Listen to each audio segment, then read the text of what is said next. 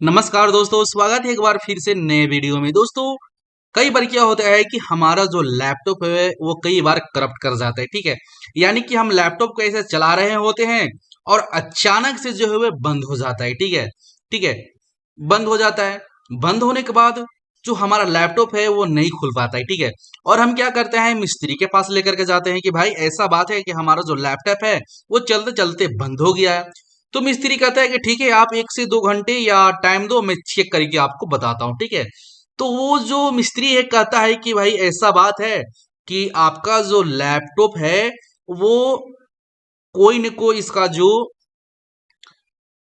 Software है वो corrupt कर चुका है। ठीक है, इसे जो है इसे रीसेट करना पड़ेगा। ठीक है, तो अब आप कंफ्यूजन में हो जाते हो कि भाई जो हमारा जो लैपटॉप का जो डाटा है वो कहाँ जाएगा।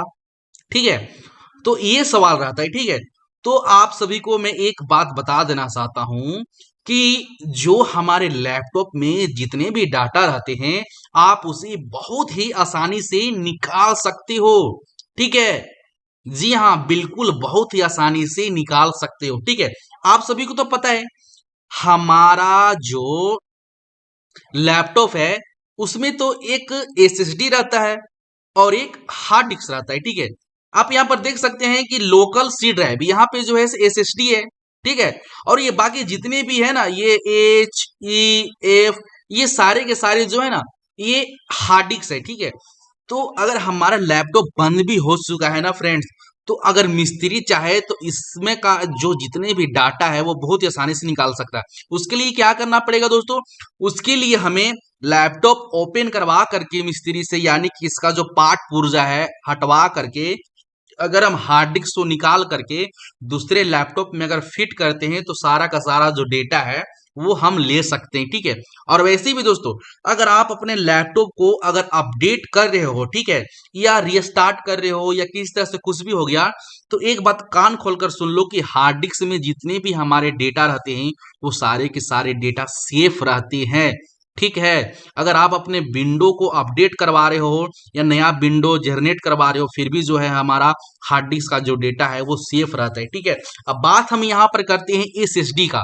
ठीक है दोस्तों, आपका अगर किसी भी तरह से जो है से अगर आप विंडो को अपडेट करवा रहे हो तो आप क्या करो, जितने भी एसएसडी वाले डाटा जो है ना वो हार्ड डिस्क में ट्रांसफर कर लो। ठीक है, इससे जो आपका डेटा है हमेशा सेफ रहेगा, कोई प्रॉब्लम नहीं होगा। ठीक है, अगर आपका लैपटॉप खराब हो चुका है परमानेंटली के लिए तो उसका मैं भी सोल्यूशन बताने वाला हूँ कि आप किस तरह से जो है से डाटा को निकलवा सकते हो। ठीक है, तो उसके लिए दोस्तों आपको मिस्त्री को बोलना है कि भाई साहब ऐसा करो कि जितने भी इसमें जो एसएसडी लगे हैं उसको सबसे पहले जो है से दूसरे लैपटॉप में ट्रांसफर करो। ठीक है, जितने भी डाटा है उसके बाद ही आप इसे कुछ भी करो। तो मिस्त्री बोलेगा ठीक है मैं ऐसा कर देता हूं, तो आप बहुत ही आसानी से अपना जो डाटा है रिकवर करवा सकते हो। ना तो आपको कोई ऐसा सॉफ्टवेयर का जरूरत पड़ेगा, ना ही ऐसा कुछ आपको ज्यादा हार्ड डिस्क वार्ड डिस्क का जरूरत पड़ेगा। ठीक है, इस तरह से जो है आप बहुत ही आसानी से अपना जो डाटा है रिकवर करवा सकते हो। ठीक है, आप तो खुद नहीं कर सकते हो, ये जो है मिस्त्री करेगा।